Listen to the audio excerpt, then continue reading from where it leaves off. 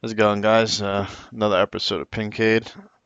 Today, we're gonna kind of go in a little bit of a different direction with this stuff. Uh, just the other day, I was talking about with some coworkers about my upcoming Pinburg tournament and how I haven't been really practicing on real machines or let alone my virtual machine to kind of prepare for it. And one of my coworkers basically said, "Well, pinball is all luck," in which started explaining a lot of different elements to it, and this person was kind of taken back as to really how much stuff goes on with this pinball stuff. So I kind of wanted to take it back, and well, I know I started thinking about when I started first playing, because basically this person's concept of concept of pinball was that the ball comes down, you whack it, you push and kick the machine, and whatever happens is what happens, and it's all purely luck. And I started thinking about when I first started playing and how I didn't really understand pinball either, and I didn't understand how to play it, and I didn't understand that pinball is a very technical, skillful game. So I decided that we take a step back on this video, and rather than focusing on just emulation or trying to copy the physics or whatever of real pinball machines, that we just try and utilize this electronic platform to practice some of the more technical elements of pinball. So I got Family Guy here loaded up, and there's a reason why I picked this machine. Um, and I set the ROM to play for like 10 balls because I'm not really going to be playing for real or to teach rule sets. I'm basically going to be here trying to teach the foundation of pinball. And this is going to probably be a multiple video series for this part. So we're going to start with a modern table. Modern table means that the flippers don't look like solid state flippers. The play field is got usually like a lot of lights and different toys, a lot of targets and stuff like that. I'll have another video where we go through EM and solid states. But this, if you see machines that look similar to this machine, it's a modern pinball machine. Um, and with every pinball machine, modern or not, there's always rules, and those rules can be figured out multiple different ways. Either you can look it up on internet, pinball databases or internet news blogs and stuff like that. Just do Google searches on, usually the name of the machine and rule sheet or rule set or pinball rules after the name of the machine will usually get you some kind of listing. It may not be entire listing, but it'll give you an idea. Usually on the if you look at the bottom left side here, it has an instruction card, which is kind of hard to read because it's just an emulated instruction card. It's usually just like a picture of one. Some are more clear than others, but on regular machines, you'll see that as well, and that'll give you some idea of a couple of things to shoot for. That little card though doesn't usually even scratch the surface for most of these modern games. So the other way is to just play and read the DMD or listen to the sound cues or look at the lights that are flashing. Sometimes even reading the play field will tell you what to do for certain for an example here. If you look at all these lights that are flashing off to the left center of the play field, it says mini pinball like characters, and it says Peter, Lois, and Brian, whatever. And then at the bottom it says collect all characters for Stewie Multiball. So it doesn't really tell you that you have to hit this little captive ball to spell pinball, then shoot the scoop to get into that Stewie pinball machine that's at the top, and then that's where you make the shots to light these boxes, and then when you light all characters, you'll get a multi-ball. But when you're playing, that stuff will kind of, naturally start to explain itself, and you'll kind of piece it together. And that's a fun way to learn the rules rather than sitting there and reading it off the internet or trying to memorize it.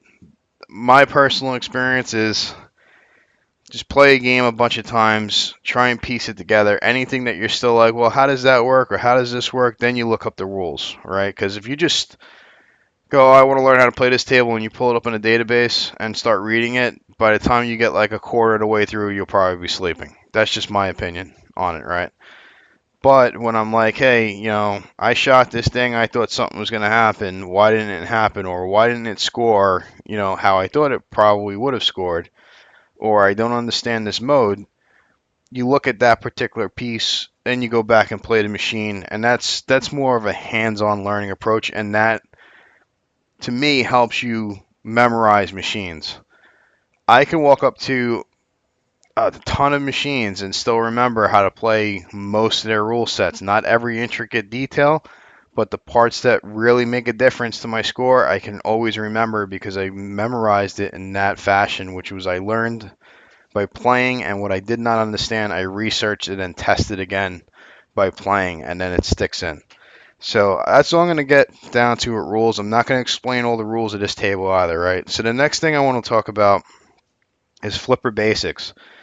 Um, a lot of people have this, like my coworker, have this misconception that if the ball comes down, you got to hit it, right? Because if you don't hit it, it's going to go down the middle. That's quite the opposite. The more you flip, the more chance you have of draining. That's my opinion on it, right? I tend to see that when I play more aggressively, I drain quicker. If I play more cool and relaxed and patient and calculated, I play better, right? Other people, on the other hand, may have a different play style. That's their thing. I'm just going to go through what I know, right? My suggestion for new players trying to learn how to really get, high points or whatever, um, is to start learning how to play more controlled and more calculated and slower, not faster, not more aggressive, slower. You know, um, Constantly stop the game, take a look at what's going on. Don't worry about these timers and modes and stuff like that. Most of the time, most of the modes, I don't want to say all of them because there's some that are very lucrative out there, but most modes, they're just added, toppings to the sundae. They're not the sundae, if that analogy makes sense, right? There's some modes that I like Lord of the Rings is a perfect one where there's some modes that run and I'm just like I don't really care that it's counting down. That distracts me when things start counting down like that and making me feel like I'm missing out and I got to rush to go and get a whopping 100,000 points. Where if I take a calculated shot at something else, it's worth a million. Like you'll start to learn these things. So don't always have to flip. You don't always have to be rushing for these timed out modes or whatever. And you definitely do not double flip the flippers at the same time. Okay, because it just widens the middle drain and makes it even worse. So we're gonna load this up now, and we're gonna try and go through some of these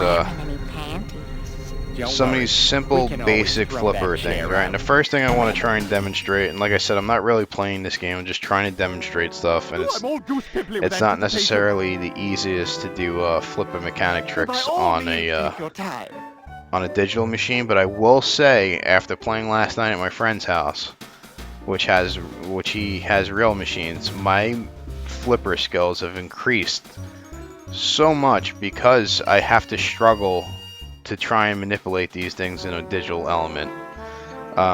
Yesterday I was playing a multi-ball on Lord of the Rings at this guy's house, and I ended up like short flipping like 3 balls in order to get them like just like to float in the middle of the playfield, and then the third ball came down and I shot a jackpot with it, and he was just like, wow, that was ridiculous. And I was like, and then I caught the rest of the other 2 that came back down, and then it just looked ridiculous. I wish we would have had it on tape or something, because it was like A division play, and it was phenomenal. But anyway, I digress with that.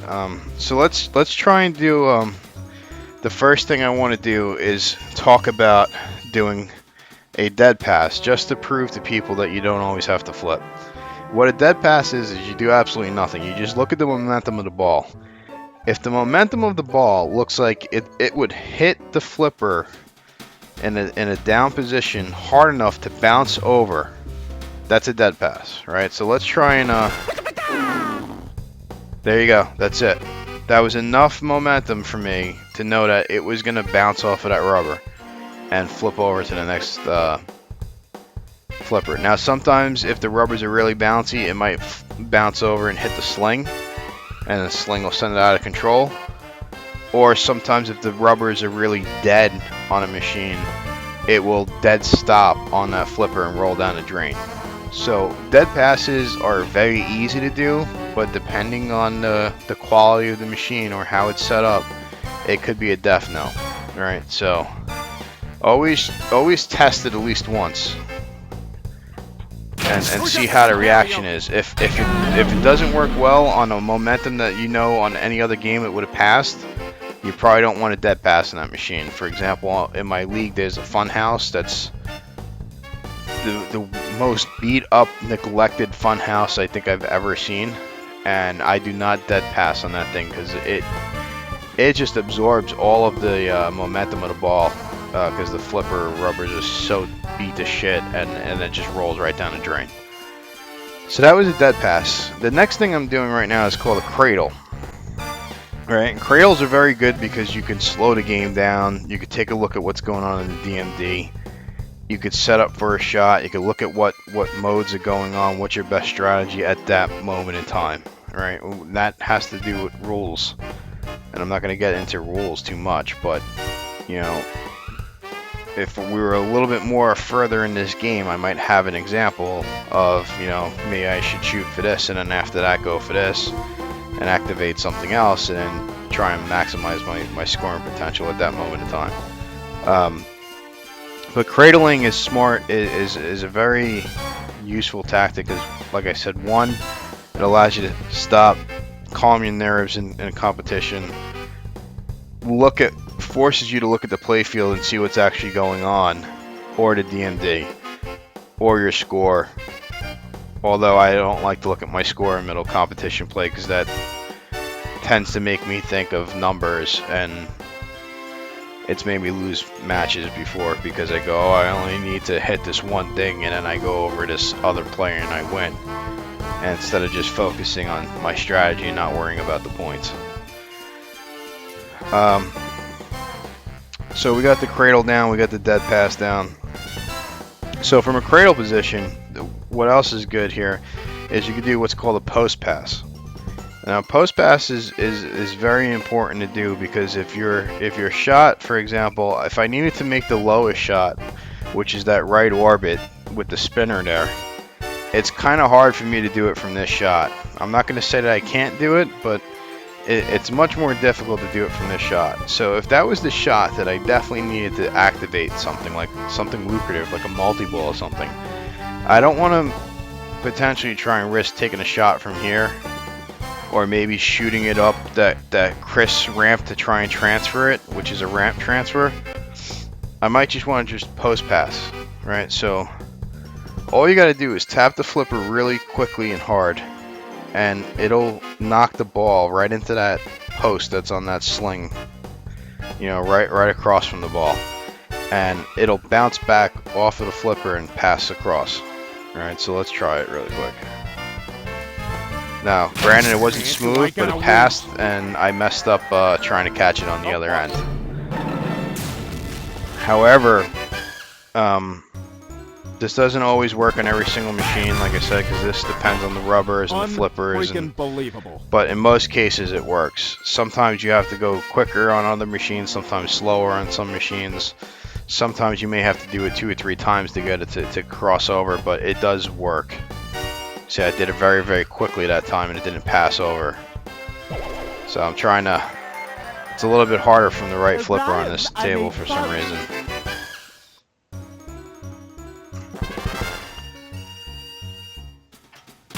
Nothing says America like a Pawtucket patriot.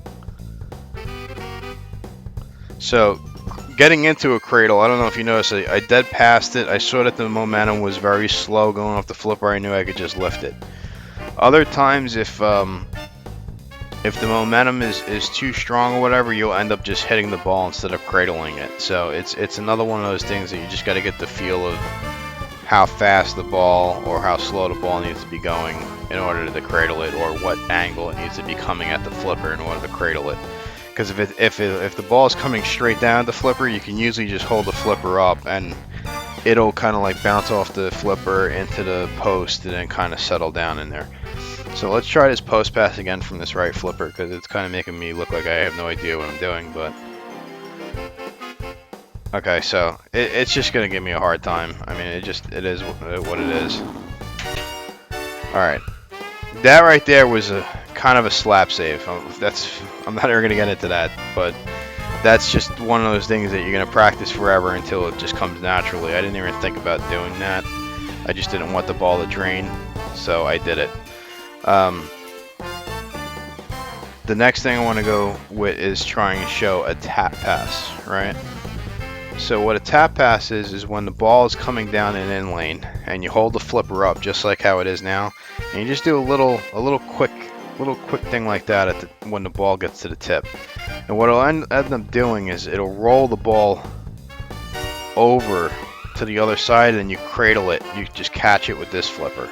Now I'm gonna try and Who the hell do you think I am? I'm dead. I'm gonna try and manipulate this to try and do it, but I'm realizing that this may not be a good example for a tap pass machine. Nice rounds on me. Okay, I couldn't save that one, but Faster than you.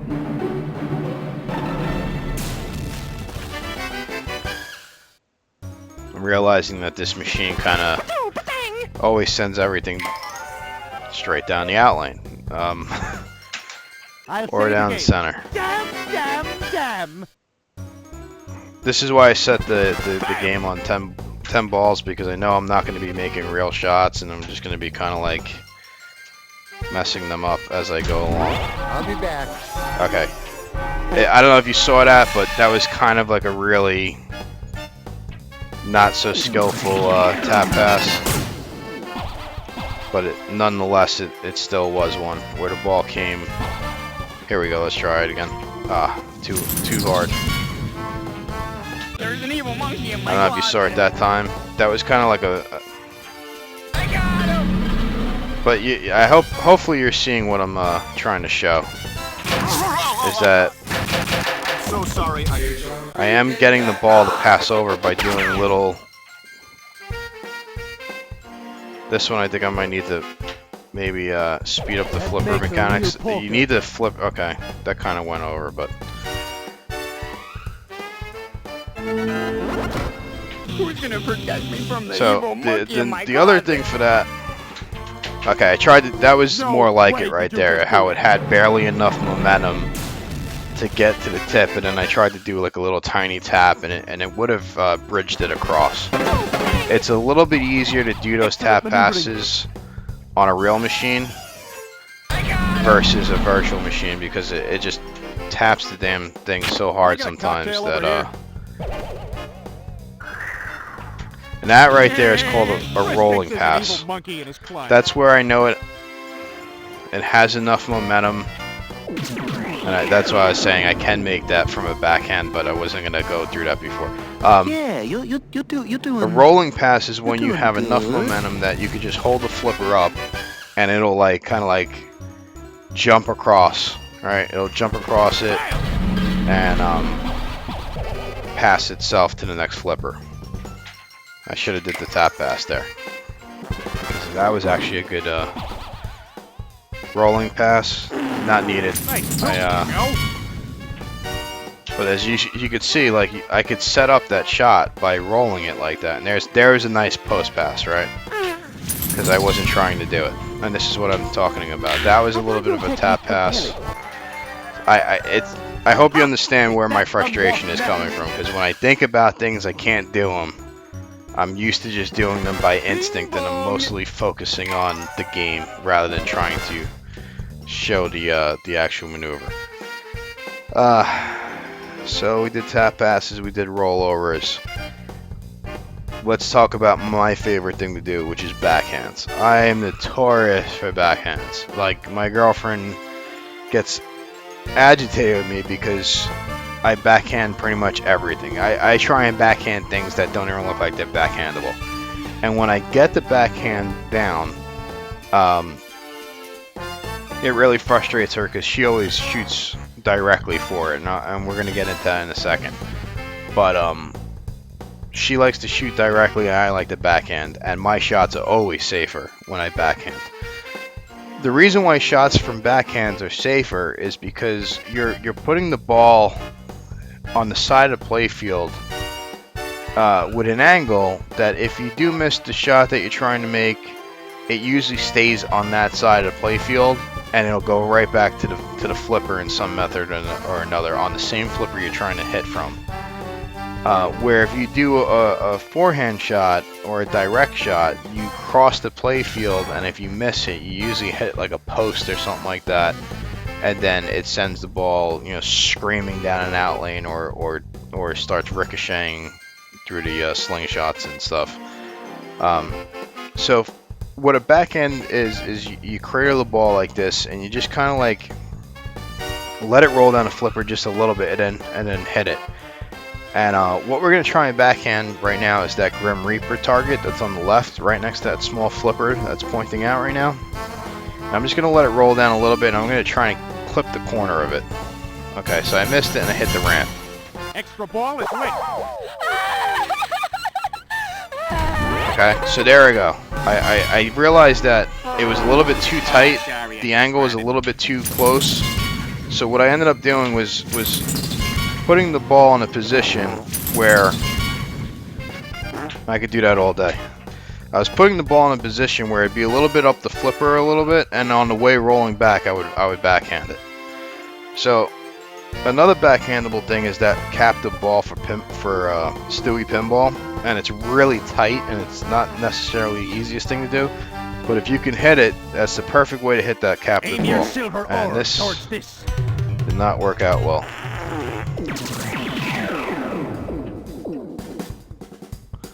So let's try and post pass it again.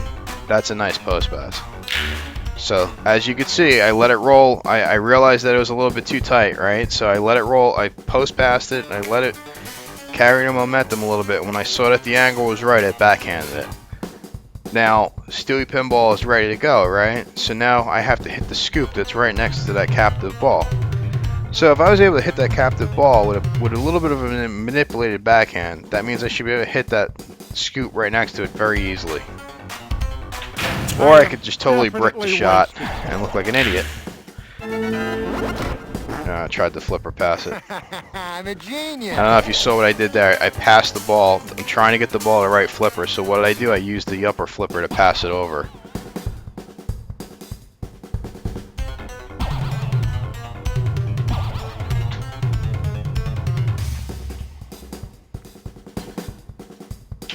Okay, there's something, I need to fix something with these flippers. Because the backhands are not working entirely, ooh, that was dangerous. That had a little bit too much momentum. But as you see, I'm trying to hit it on the forehand as well, and it's giving me a hard time. So, there we go, I hit it on the forehand, but that's not my favorite way of doing that shot. And I do know that it is definitely backhandable. I think there's a problem with the physics from that right flipper. So I'll have to check that once this video is done. Trying to just let this. Okay, good. Mark my words. When you least expect So it, your uppance will now that come. you've seen that some of these things are doable. Where's that going? That a lot of these maneuvers are doable on a virtual machine as long as your physics of your flippers are pretty good. You could practice these things, and then when you go on a real table, believe it or not, they're kind of easier, like I said, to pull off, because you don't have to worry about a lot of the physics settings that you have to set up, which is in my other videos for flippers, to get it to play like a real table. So the next thing I want to talk about is aiming regular shots or whatever. A lot of people don't realize, how to aim or what method to use to aim. Personally, what I do is I'll look at a shot and I'll try and determine, is it backhandable? Is it a forehand shot? Which is the safer method to go by? And then where I think, just cradle it like this. Like I'm just staring at the left ramp here, the Evil Monkey Chris ramp here. And I'm looking at it from doing a forehand shot. I know I can backhand it, right? Because we saw it before, but let's just say I just walked up to this machine for the first time and I'm sitting there going, well, do I want to try and backhand a very steep ramp from the left flipper where there's another target standing up kind of in the, taking up 20% of the shot area to try and get up there? Nah, I'm probably just gonna, it's a wide enough shot, I'm probably just gonna try and forehand it, right? So now I'm looking at, alright, where on the flipper, and I'm looking at the ramp, and I'm looking at the flipper, and I'm looking at the ramp, and I'm looking at the flipper, and I'm going, okay, I think if I shoot it maybe like half an inch away from the tip of the flipper, it should go in to that, go up that ramp, right? And I'm just going to stare at the flipper and I'm going to watch the ball. When the ball rolls down to that area, because that's where I'm trying to angle it up, right? Just like if you were playing pool, you kind of like look at the shot, you look at the cue ball, you look at the pocket, you're looking at the ball that you're trying to hit and trying to figure out, all right, where do I hit it on that ball to make that ball go into that pocket, right? When you make the shot, you're just lining your shot up to where you need to hit it at, but then when you actually make the shot, you're kind of focusing on hitting it in the right spot on the cue ball. I don't know if that makes sense if you played pool before, but that's usually how you do it. You don't stare at the end goal, you stare at what's in front of you, okay? So the way I'm going to do this is I'm going to look at this tip of this flipper and I'm going to say, all right, when that ball gets, when I release this button and that ball rolls down to about a quarter of an inch or half an inch to the end of the flipper, I'm gonna launch it. Okay, too much. I let it go way too far. And there we go. Now, momentum plays into this, right? If the ball is going fast, you gotta time it earlier. If the ball is going slow, you time it later. When I had it cradled, I timed it a little bit too later, which is why I almost went up the Stewie, not the Stewie, the Chris Target thing that's over there, right? And then when the ball came back, it had a little bit more momentum, so I did it earlier and then it went up. So I'm going to try and capture the ball again.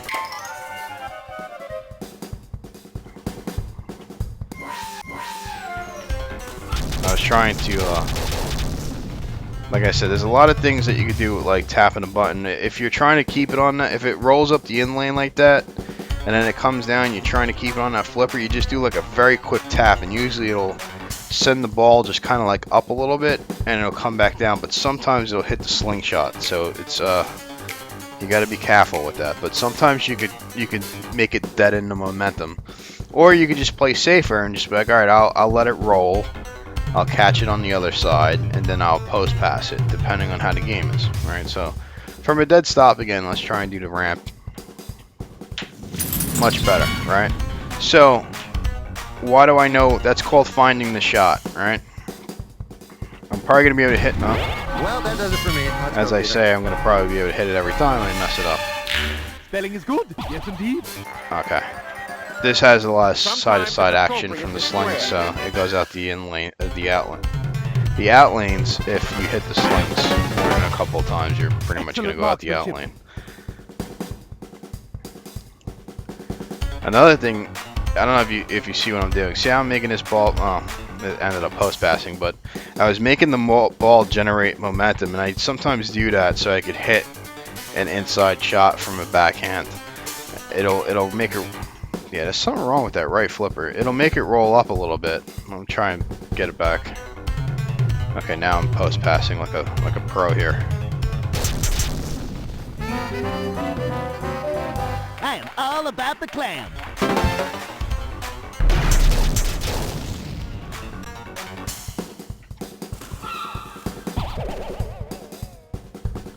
See what I'm saying? Very calm play just to get the ball back under control. Yeah, that right flipper is driving me absolutely insane.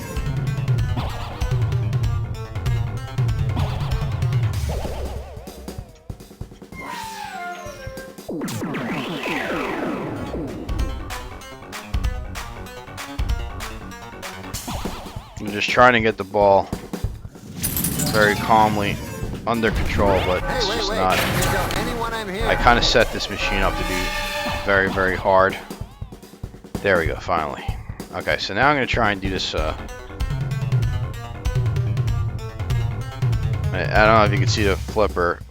That was the point. I was talking.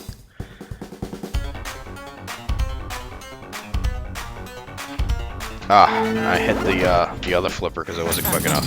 But if you saw it, it was going, right? It was going to go for that target. And as you can see, depending if it has... I thought that was going to tip pass. You could also do that too. If a ball is coming down like that, you could hold the flip, and you know it's going to hit the tip like that. On the very edge, you can hold the flipper up. I can't believe that was 10 balls already, but you can hold the flipper up, and it'll hit that tip, like just like that, right? Hit that tip, and it kind of like, there we go. That's a tip pass. They're not easy to calculate, but you can get an idea of. You just gotta get the feel of it. You know, just to be honest with you, you gotta get the feel of it. A lot of these advanced things that I'm talking about, you got to get the feel of, but they're all ball saving techniques. I can sometimes play a game, you know, for like I've played Whitewater at Silver Ball Museum in Asbury Park, New Jersey for like 40 minutes on like one ball because I was just able to, you know, constantly judge, you know, where the momentum was, where the angling was, and I end up scoring 800 million, I think. I have a screenshot of it, and I don't know if you saw that just now. That's called cradling, right? It was coming straight down, and I just lifted the flipper just as it was about to make impact, and it sends it up the lane a little bit. And it also ricochets a little bit off the post, and it just deadens the ball, right? And it just catches it right there. Do you hear yourself, Meg? I might kill you tonight. Just trying to see if I can get another straight angle like that, but this table is here we go. See? So these are all things that you'll get the feel of. Just focus on like one or two of these things, and just every time you play, go, okay, I'm not going to flip unless I have to. I'm going to dead pass as much as I can on this game. And you'll start to remember to do these things instinctively, right? You'll just be like, okay, I'm not going to whack that ball because I don't want to send it, you know, uncontrollably all over the place. You want to have calculated, precise shots. So, just to go back to aiming, because I went off on a rant a little bit, the more to the inside of the flipper you hit the ball from, the more straight the ball is going to go, right? The more towards the tip of the flipper, the more to the angle it's going to go, more to the opposite direction, right? So if I want to hit that lowest shot, that lowest orbit all the way to the right, I'm going to go all the way to almost like the tip of the flipper. If I want to hit this Patriot Ale shot that's in the middle, I'm going to go to the middle of the flipper.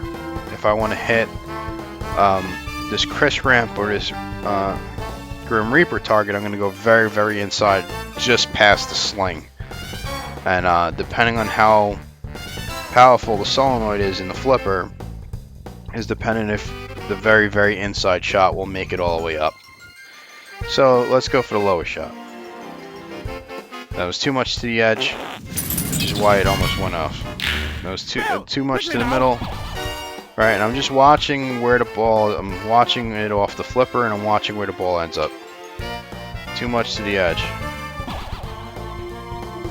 And I want to make it slow.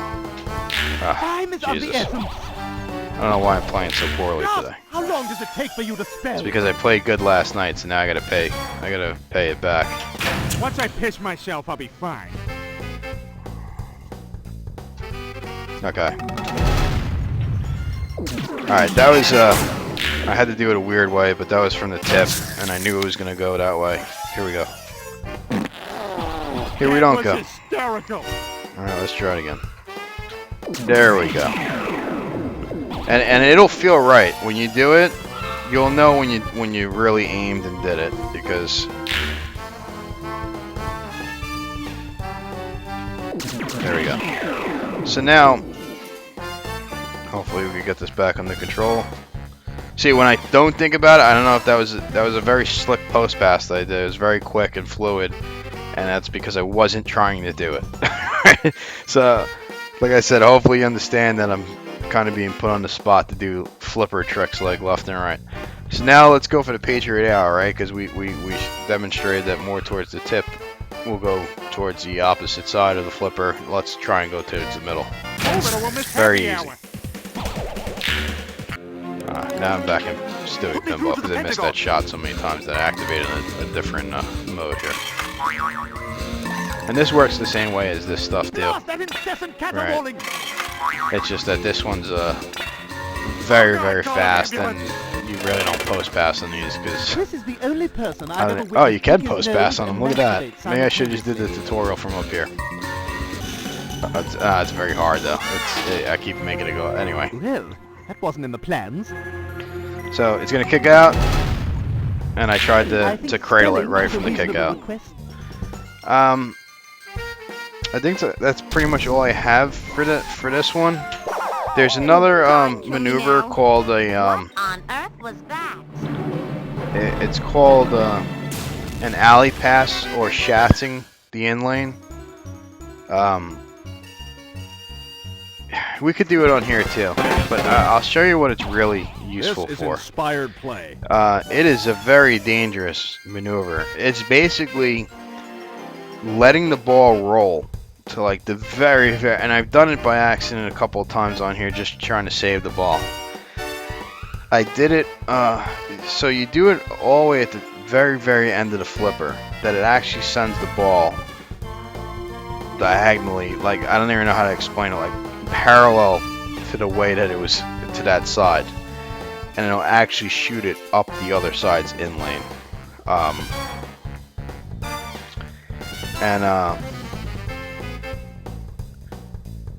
You could use it as a way to pass the ball, but it is so dangerous because if you don't time that 100% correct, you usually shoot it down the drain.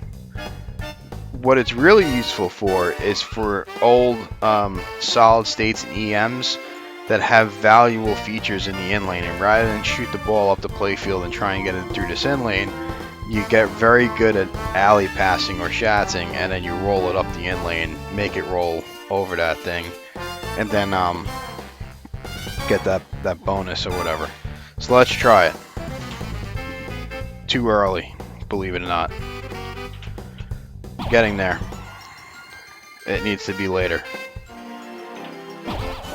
It may not be possible with the way these flipper physics are working for me. That was it. That was almost an alley pass, but it kind of bounced up a little bit and it hit that post. And I don't know if you can see. You know, I wish I could do slow-mo of these videos, but it's very, very quick. It's a very, very quick tap, and it's all the way from the tip of the flipper. There we go. And the flipper is so strong that it actually sent it like on an alley-oop type maneuver, right? That was not. It shouldn't go that far. It should usually just go up, roll over that insert or whatever, and then come back down. I couldn't like do to it give that that dog a bone. So, and there you go. If you don't time it right, that's exactly what's going to happen. You're going to flip, and the ball's not going to be there, and it's going to be going down a drain. Or you're going to flip so late that it's going to catch the very, very, very end of the flipper, and actually shoot it down the in lane. See? Oh, that was so close. So let's I'm gonna switch really quick to another game that I know this may work a little bit better on. Um,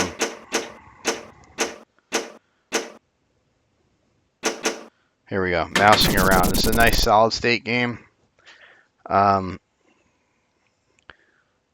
We'll just give it a second to load, and we'll do some alley passing, and I'll show you why on this game it's very important to have alley pass skills.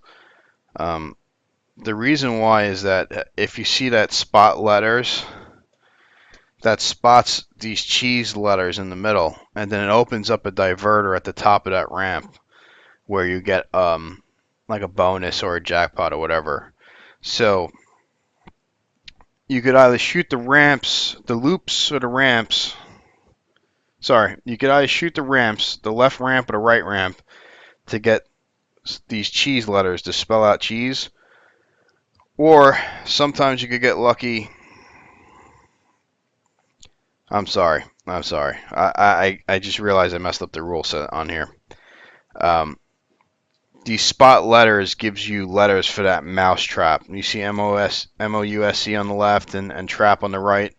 That's what activates the locks from multi-ball. I confused two different strategies I have on this table, and I apologize for that. The ramps do give you the cheese letters. I just got confused that one spots letters for mousetrap, the other one spots letters for cheese. Okay. So on this one, I don't like shooting this left target, so these right targets. The right targets aren't so bad because a lot of times I'll miss this ramp shot and I'll hit, one of those targets, and I'll usually get the ball back. The left side, however, usually ricochets off, gives me that side-to-side motion. I hit the slings and I'm out the out lane. Right, so I like to try and I don't know if you noticed, but the ramps drop the ball right after the spot letter, right? So you don't get them for hitting the ramps. So what I'll usually do is I'll usually just focus on my cheese stuff and my bonus for getting the million arrow or whatever. But if I see that I only need like one or two letters and they're on the left side, I'll try and Shats. I'll hope that naturally the machine will give me the letters by somehow rolling down those in lanes. But if not, I will try and Shats the in lane to try and get it. Oh, that was great. Darn, Mike.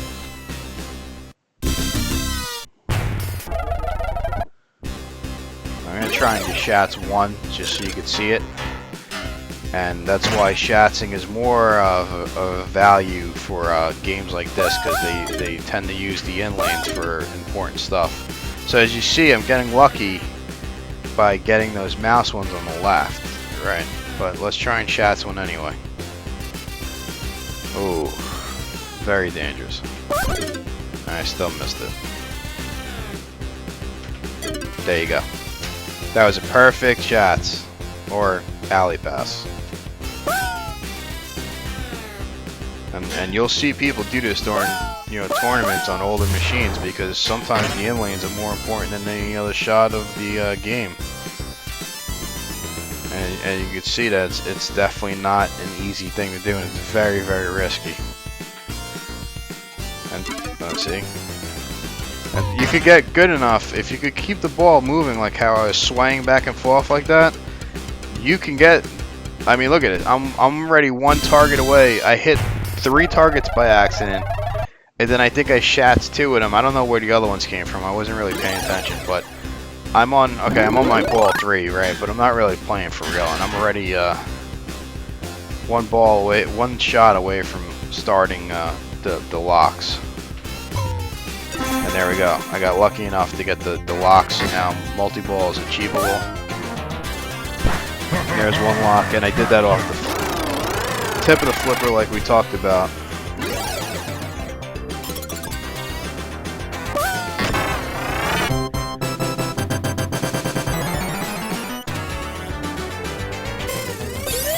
That's a ramp pass there. trying to get this little lock because now I'm actually playing.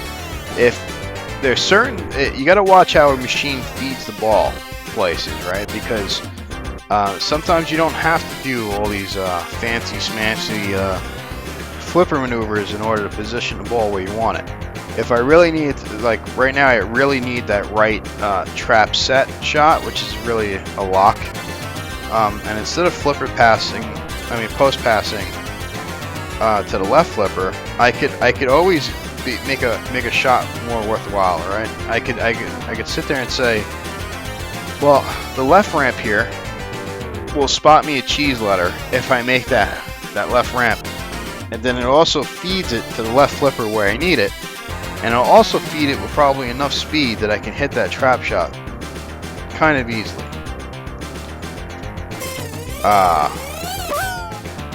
It actually might have looked like I knew how to play pinball for once.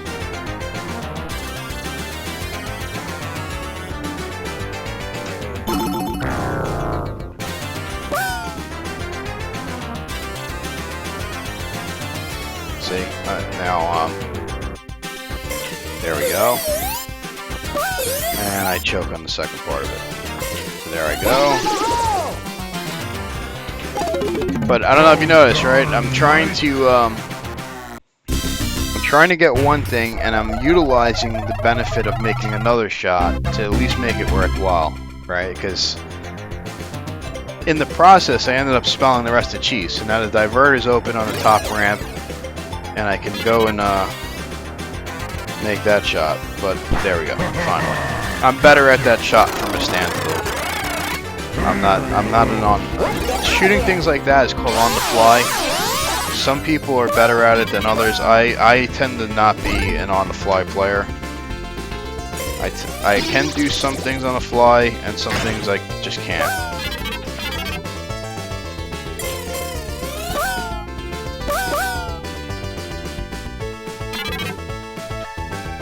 Oh, and I don't know if you're watching how I'm playing this multi-ball. That's not good. This is a controlled way of playing multi-ball rather than just whacking the balls. I'm going to try and hold them and only shoot what I need to shoot. And now, just a light tap, and I get that ball off. Okay, and that's what I needed right there. Oh, I was hoping to get that real quick, because then this ball's out of my way, and there it goes.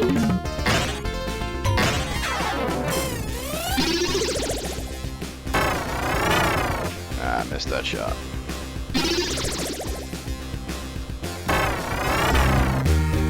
But I don't know if you notice, I made that middle ramp here before, so now every time I make that right side ramp, I was spelling million. So not only am I getting the bonus for the diverter shot, but I'm also building towards something else to get a million points. Right? Terrible score for me, but like I said, if you start to learn the rules of the games and you start to play controlled and start to look at what's going on in the machine, you can start making your shots count for more than just one goal, right? You can start making them have multiple purpose to them, and not necessarily just randomly hitting things and hoping that the universe falls into line. Try and learn the rule set slowly. Try and learn it. Can you stack this? Can you make multiple things happen at the same time to get the best value, like what I was doing in this machine, right? I usually like hitting these 3 targets in the middle and opening up this middle thing here, and then I shoot it once, and then that lights these 2 white arrows by the upper ramps that say spot million letter, and then every time I make one of those shots, it gives me one of those million letters that are at the top up there, right? Once I spell million, it gives me 1,000,000 points, but at the same time that I'm shooting those, every one of those is lit for cheese, so I'm also getting a cheese letter. So million is how many letters here? 3, 6, 7 letters? So 7, right? And cheese is how many? 3, 6 letters. So what ends up happening, right? If this all plans out well, is I'll get cheese, and then I'll shoot that ramp to actually get it in the mouse hole at the top. And I'll not only get the whatever I'm getting awarded for the cheese thing, but I'll also get 1,000,000 points for that other thing. And all it did was really cost me 4 extra shots to do that.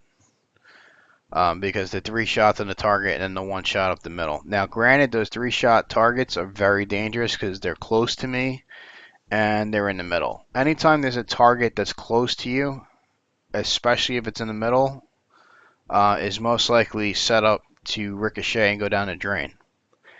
However,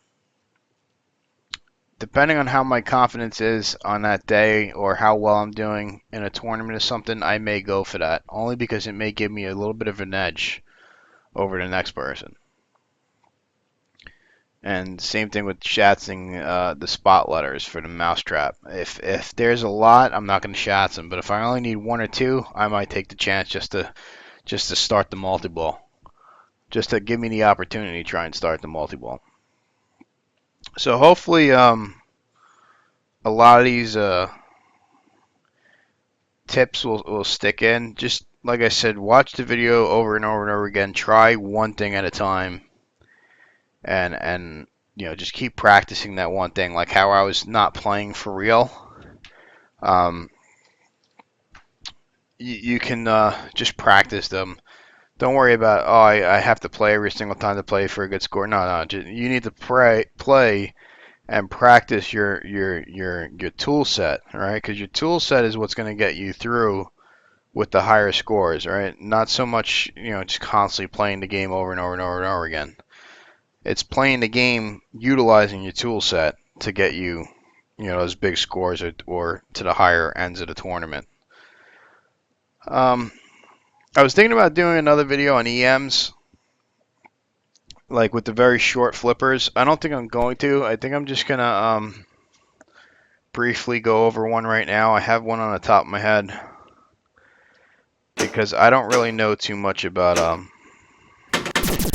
these EMs. I will tell you, though, that playing solid states and EMs and those older machines, they're usually so damn hard that when you go back and play a regular modern machine, you usually find that it's easier. These games are much more harder because they always have pop bumpers in the middle, usually, or something in the middle. That makes it very hard to get to the top, where usually the rollovers are usually what gives you the best value in the game.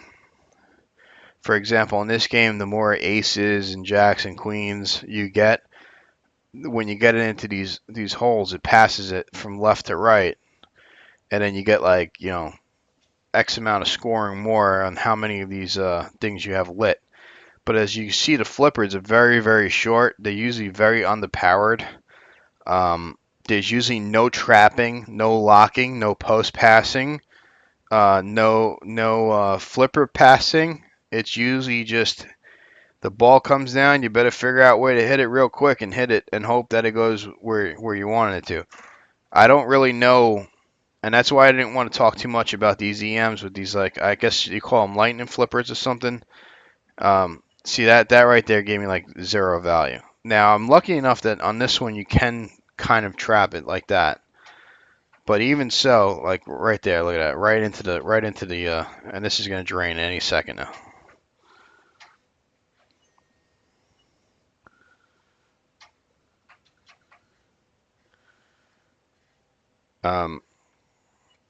I find it very hard to try and aim my shots with these games. And I found it very hard to get the ball back up to where it needs to be. And usually the drains on these things, even though they look small, feel like giant wormholes.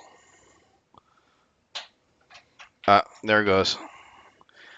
One mechanical error for me, and that was it. And all I was doing was just trying to keep the ball alive and trying to.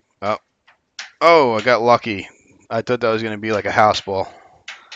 A lot of times when I played, these are hard to play on a virtual machine because usually when I play these in real life, I'm usually nudging the machine forward as I'm hitting it to give the ball some more power to get to the top, and I find it really hard to do.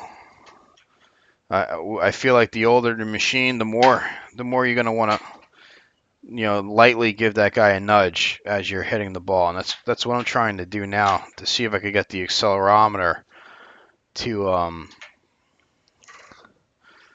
start getting the ball to go all the way up there.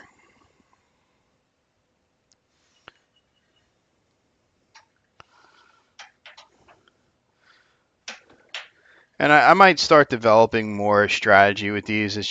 It's not easy to play. Like I said, it's not easy to play these on a virtual edition, and I have to drive like an hour to Asbury Park to play these things in person. And but I do love them. Don't get me wrong. These are like, I call this purity pinball because there's no gimmicks, there's no lights.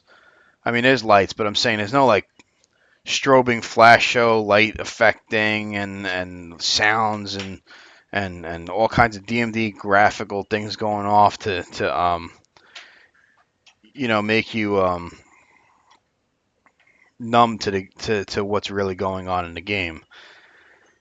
This stuff is like pure pinball. I mean, there's nothing here but make your shot, and that's that, right? You make your shot or you don't make your shot, and if you don't make your shot, the shots aren't worth diddly squat, right? I mean, I rolled it to an 1,159 because it really only has 3 positions on the reel, which I think is the highest I've ever gotten it. Yeah, I just set a high score for myself. That's the highest I've ever gotten it. I've never gotten all the lights lit. Um, and like I said, it's pure pinball. All right, and these things are hard as hell to play. Most people that are getting into pinball or like the newer machines don't like these games because they feel like they have no control over the ball. And there is a documentary where Roger Sharp is talking about, how he had to go in front of the courtroom and play pinball, to prove that you can make the shots, which I don't even know how he did it on some of these games that he was probably playing.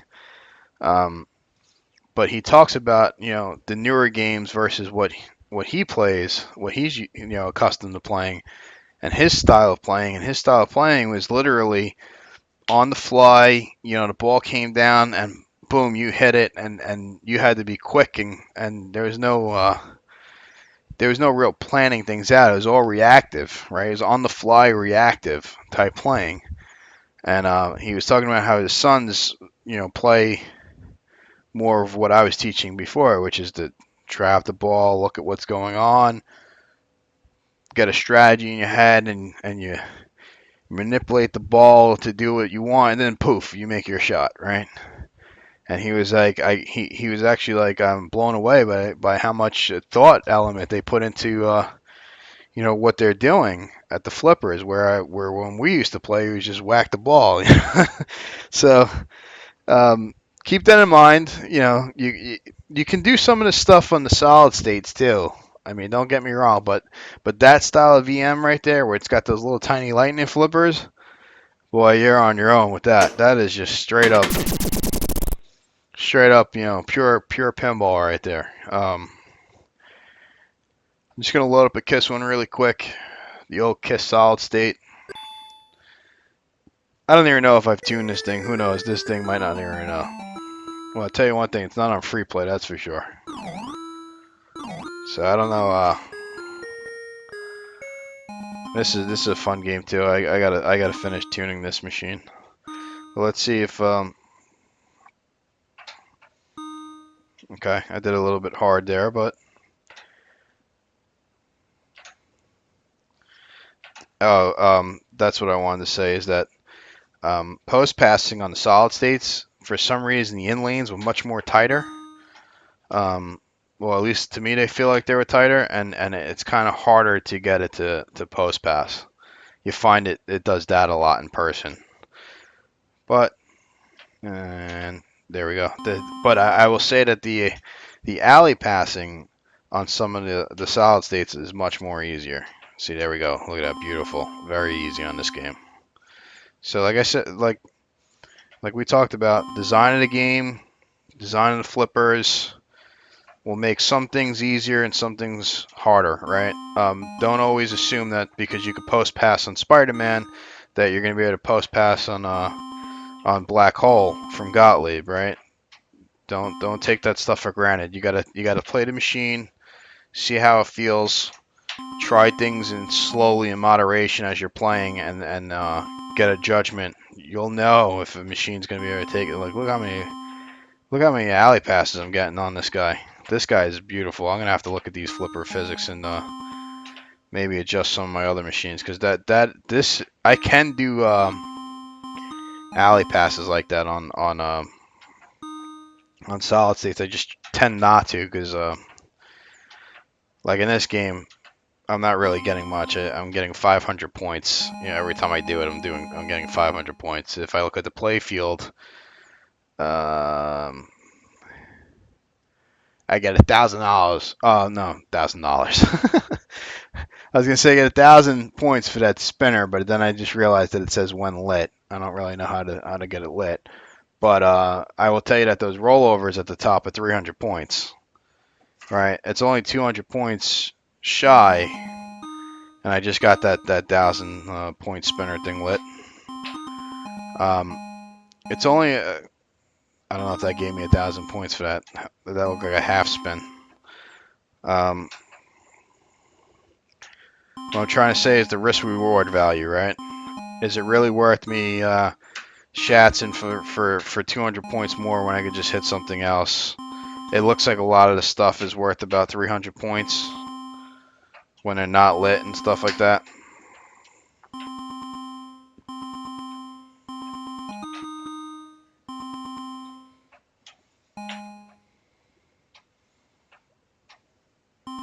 See, that guy right there is worth 300 points, and that wasn't a dangerous shot. I will say that those spinners are hard to hit with this table right now. I don't know if that's a physics thing or if that was a design thing, and that's maybe why it's worth so many points. But I almost feel like I can't even get it over there because I think if I were playing this in competition, I don't really know this rule set too much, but I would think that I would probably figure out how to light that as quickly as possible and then shoot the hell out of that thing. So if that's 1,000 to spin, I'm gonna want to get a real nice clean shot on that thing and spin it, as many times as I possibly can, because that looks like that's probably the best value. But anyway, this is what I mean about looking at a machine, figuring out what I don't really know how to play that KISS game, figuring out what the scores are, where the points are at, and figuring out the risk reward factor, and then figuring out well, how do I have to do my ball placement and stuff to get it to work. Anyway, we're at the hour mark. I don't want to go any further with this. I was going to make this into multiple videos, but you know what? I think we've covered enough so that you know what's going on. So, like I said, give these things a try. It should improve your play. And good luck.